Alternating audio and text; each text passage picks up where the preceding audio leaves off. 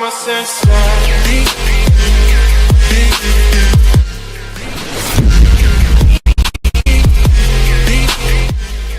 When his back is against the wall, President Trump goes back to where he derives energy, his base.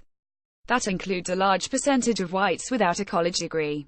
Saul Lobap. Getty Images. Donald Trump won the votes of whites without a college degree by a bigger margin than any Republican presidential candidate since 1980. And there is reason for that. He gave voice to a group of people who have felt left behind.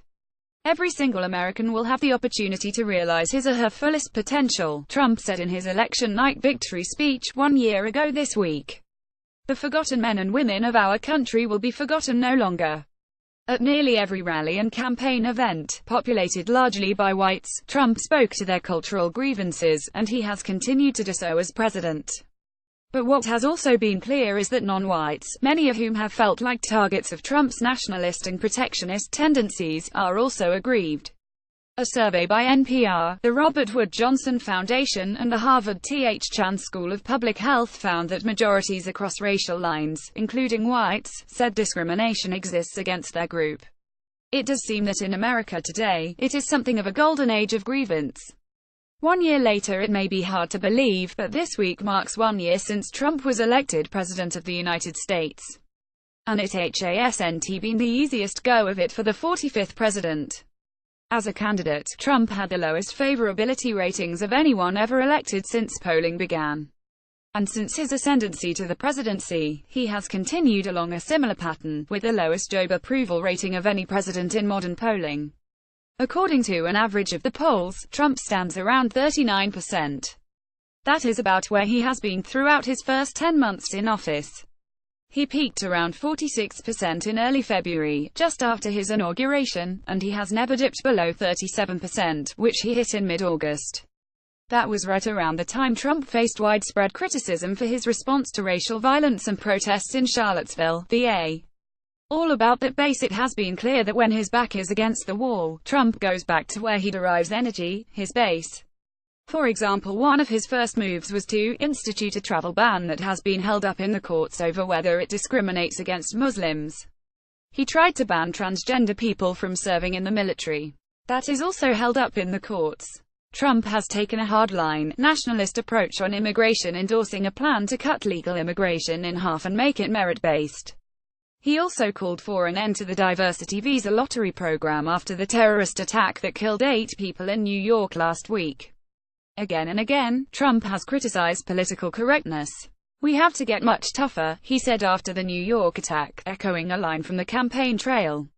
"We're so politically correct that we're afraid to do anything." His base is holding mostly firm. There is some evidence of a softening of support, but not enough that shows his people abandoning him.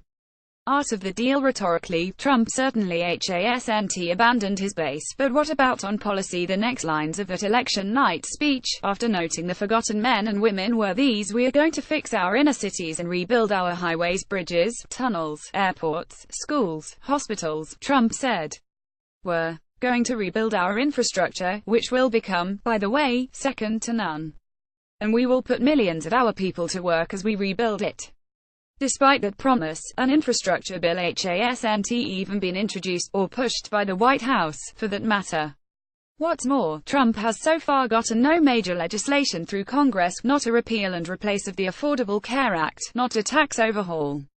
But he appears to have a long leash with his base, which is willing to blame others, Democrats, Republican leaders, but not the man they voted for president, who is trying to, in their view, drain the swamp. Part of that long leash could be because cultural grievance was more important to his victory than economic issues.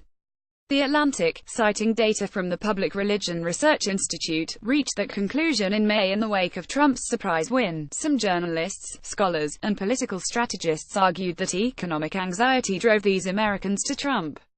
But new analysis of post-election survey data conducted by the Public Religion Research Institute and The Atlantic found something different. Evidence suggests financially troubled voters in the white working class were more likely to prefer Clinton over Trump.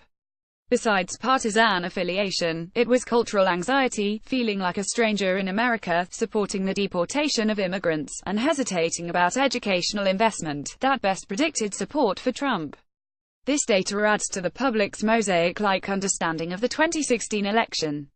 It suggests Trump's most powerful message, at least among some Americans, was about defending the country's putative culture.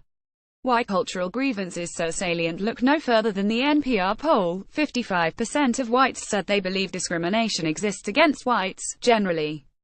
That is even though just 19% said they have personally experienced discrimination in applying for jobs.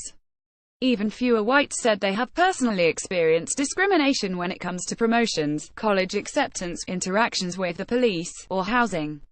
There are major political divisions among whites. 74% of white Republicans said discrimination exists against whites. But when it comes to Democrats, it's less than a third, 28%. That is an almost 50-point gap. There are also big splits when it comes to how well off financially a white person is. The more money a white person makes, the less he or she thinks discrimination against whites exists generally. In some cases, they are also less likely to say that they've personally experienced discrimination and that it happens often in the neighborhoods. Roughly 2/3 of whites without a college degree and whites who live in rural areas, however, believe discrimination against whites exists. And those whites are also more likely to say they've experienced that discrimination personally. And those are exactly the kind of people who are in Trump's base. That is very different from non-whites. Non-whites believe discrimination exists against their groups by even wider margins than whites. Of course, many would argue that non-whites face real rather than perceived racism, as the numbers bear out. Here is what non-whites said about whether discrimination exists against their group: African Americans 92%, Latinos 78%, Native Americans 75%, Asian Americans 61%, and much higher percentages of non-whites say they have personally experienced discrimination. For example, a third of Latinos say they have experienced discrimination when it comes to applying for jobs, getting paid equally, or looking for housing. The gap between whites and African Americans is even larger. Half or more African Americans said they have been discriminated against personally when applying for jobs, getting paid fairly, and in interacting with police.